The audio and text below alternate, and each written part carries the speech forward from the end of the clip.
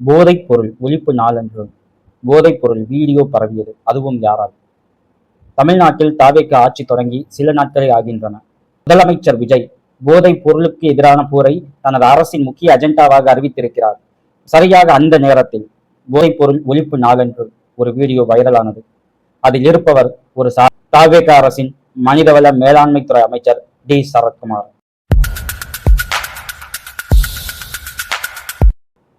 Welcome to Uncast Tamil. நான் உங்கள் MSV. CM Vijay தமிழ்நாட்டில் நடக்கும் பாலியல் வன்புணர்வு குற்றங்கள், கொலை, கொள்ளை இது எல்லாத்துக்குமே திமுக அரசுல கட்டவிழ்க்கப்பட்ட போதைப் பொருள் கலாச்சாரம் தான் காரணம் அப்படிங்கிற குற்றச்சாட்டை கண்டினியூஸா வச்சுக்கிட்டே இருக்காரு. அந்த போதைப் பொருள் பழக்கத்தை ஒழிக்கிறதுக்காக சில நாட்களுக்கு முன்பு ஒரு மாரத்தான் அவர் கண்டக்ட் பண்ணார் அரசின் சார்பில். அன்னைக்குன்னு பார்த்து ஒரு வீடியோ வைரல் ஆச்சு. அது என்ன வீடியோ அப்படின்னா, தாவேகா மினிஸ்டர் சரத்குமார் ஒரு ஐபிஎல் மேட்ச்ல பொடிசா ஓகேங்களா, ஒரு பொடியை ஏடிஎம் கார்டில் அப்படியே கட் பண்ணி அதை 500 நோட்டில் கலெக்ட் பண்ணி ஷேர் பண்ணியிருக்காரு. தக் லைஃப் அப்படின்னு சொல்லி டைட்டில் வச்சு ஷேர் பண்ணாரு. இப்போ அவர் பொடிசா நொறுக்குனார் பார்த்தீங்களா, அது போதைப் பொருள் அப்படிங்கிற ஒரு குற்றச்சாட்டை திமுக உள்ளிட்ட அனைத்து எதிர்கட்சிகளும் வைக்கிறாங்க. ஏன் அப்படின்னா, இந்த பொதுவாக போதைப் பொருட்களை இந்த ப்ராசஸ்ல தான் பொடி பண்ணுவாங்க அப்படிங்கிற வீடியோஸ் நிறைய சினிமாலே வந்திருக்கு. ஸோ அதை ஒட்டி இருக்கிறதால இது ஒரு போதைப் பொருளாக இருக்கும் அப்படிங்கிற ஒரு குற்றச்சாட்டை எதிர்கட்சிகள் வைக்கிறாங்க. இந்த வீடியோ வைரலான உடனேயே ஓகேங்களா, 2 வருஷத்துக்கு முன்னாடி எடுத்த வீடியோ, இந்த வீடியோ வைரலான உடனேயே மினிஸ்டர் சரத்குமார் தன்னோட மனைவி, மகள் இவங்களோட சேர்ந்து ஒரு வீடியோ வெளியிட்டார். அது போதைப் பொருள் கிடையாது, அது தன்னோட குழந்தைக்கு தர வேண்டிய மாத்திரை. அன்னைக்கு அவங்களுக்கு உடம்பு சரியில்லை, ஸோ அதை மாத்திரையாக கொடுத்தா அவங்களுக்கு கஷ்டம் அப்படிங்கிறதால அதை நம்ம பொடிசு பண்ணி தூளாக மாற்றி கொடுத்தோம் அப்படின்ட்டு ஒரு விளக்கம் கொடுத்துருக்காரு. இங்கே தான் அவர் மேலே இன்னும் சந்தேகம் அதிகமாகுது. ஏன் அப்படின்னா, இப்போதான் குழந்தைகளுக்கு டேப்லெட்ஸ் கொடுக்கறது ரொம்ப ரொம்ப ரேர் ஓகேங்களா. மேக்சிமம் சிரப் மட்டும்தான் கொடுக்குறாங்க. அப்படியே டேப்லெட் கொடுத்திருந்தாலும் அந்த டேப்லெட்டை ஏடிஎம் கார்டை வச்சு இவ்வளவு பொடிசா உடைக்கிறது பாசிபிளே கிடையாது. ஸோ இந்த 2 விஷயமும் இருக்கு. ஸோ இதன் அடிப்படையில் அவர் போதைப் பொருள் பயன்படுத்தி இருக்கார் அப்படிங்கிற குற்றச்சாட்டை எதிர்கட்சிகள் வைக்கிறாங்க. அதனால அவர் பதவி விலக வேண்டும் அப்படிங்கிற ஒரு வலியுறுத்தலும் இருக்கு. சிஎம் விஜய் இவர் மேல விசாரணை வச்சு அது போதைப் பொருளா இல்லையா அப்படிங்கிறத உண்மையிலே கண்டுபிடிக்கணும். அது வரைக்கும் தார்மீக பொறுப்பேற்று அவர் அந்த அமைச்சர் பதவியிலிருந்து விலகி இருக்கணும் அப்படிங்கிறது கரெக்ட். இதைத்தான் எதிர்கட்சிகள் டிமாண்ட் பண்றாங்க. ஆனா இது வரைக்கும் இந்த அரசு, தாவேக அரசு அதற்கு செவிசாய்க்கல.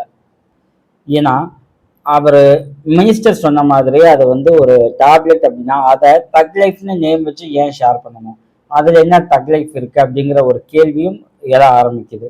மினிஸ்டர் தன்னோட குழந்தைக்கு தான் அந்த டேப்லெட் அப்படின்னு சொன்னாலும் அந்த வீடியோவில் அவரோட ஒய்ஃபும் இல்லை, அவரோட குழந்தையும் இல்லை.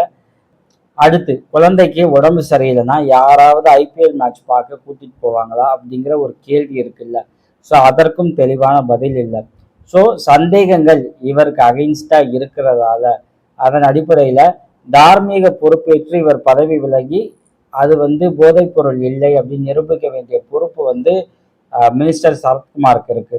அதை ஒட்டி தான் இன்னைக்கு திமுகவோட மாணவர் அணி தமிழ்நாடு ஃபுல்லா போராட்டங்களை கையில் எடுத்திருக்காங்க.